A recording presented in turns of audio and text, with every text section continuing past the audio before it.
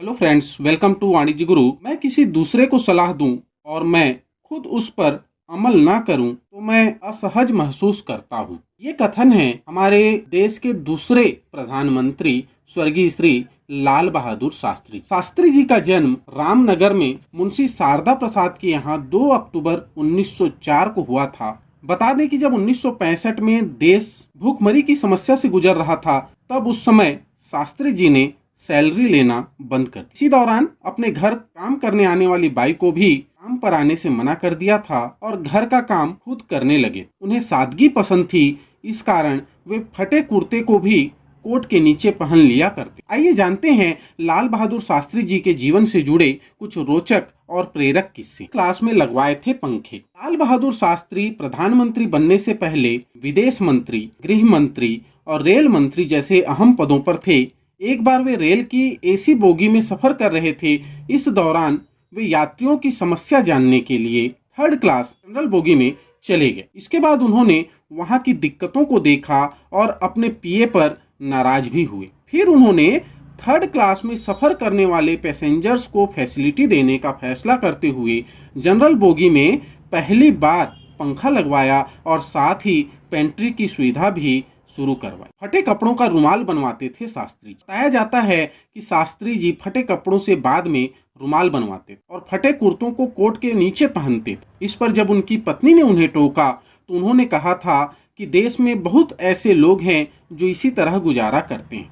कहा, किसी भी मकान को न तोड़ा जाए, मैं पैदल ही घर जाऊंगा। जब वो प्रधानमंत्री बनकर पहली बार काशी अपने घर आ रहे थे, तब पुलिस उनके स्वागत के लिए 4 महीने पहले से रिहर्सल कर रही थी। घर तक जाने वाली गलियां काफी सकरी थी, जिस कारण उनकी गाड़ी वहां तक नहीं पहुंच पाती। फिर रास्ता बनाने के लिए गलियों को चौड़ा करने का फैसला किया गया। यह बात शास्त्री जी को मालूम हुई तो उन्होंने तत्काल खबर भेजी कि गली को चौड़ा करने के लिए किसी भी मकान को तोड़ा ना जाए, मैं पैदल घर जाऊंगा। वीवीआईपी कल्चर नहीं था पसंद। शास्त्री जी किसी भी प्रोग्राम में वीवीआईपी की तरह नहीं बल्कि आम आदमी की तरह जाना पसंद करते थे। प्रोग्राम में इवेंट ऑर्गेनाइजर उनके लिए तरह तरह के पकवान बनाते थे तो वे उन्हें समझाते थे कि गरीब आदमी भूखा सोया होगा और मैं मंत्री होकर पकवान खाऊं, ये अच्छा नहीं लगता। दोपहर के खाने में वे अक्सर सब्जी रोटी खाते।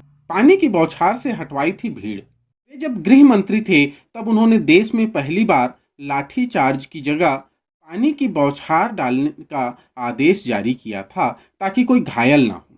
ऐसे रहूंगा तभी समझूंगा गरीबों का दर्द। जब शास्त्री जी रेल मंत्री थे तो काशी आने पर उनका भाषण होना था। जहां वो रुके थे वहां से जब वो निकल रहे थे तो उनके एक सहयोगी ने उनको टोका कि आपका कुर्ता साइड से फटा है। शास्त्री जी ने विनम्रता से जवाब दिया कि गरीब का बेटा हूँ, ऐसे रहूंगा तभी गरीब का दर्द समझ सकूंगा। जब पत्नी ने डाल दिया था चिता में लेटर। शास्त्री जी समझौते के लिए जब ताशकंद गए थे तो उस समय उनकी पत्नी ललिता शास्त्री ने अपनी मन की बातों को एक पत्र में लिख कर रखा। ताशकंद से 12 जनवरी 1966 को उनका पार्थिव शरीर भारत आया।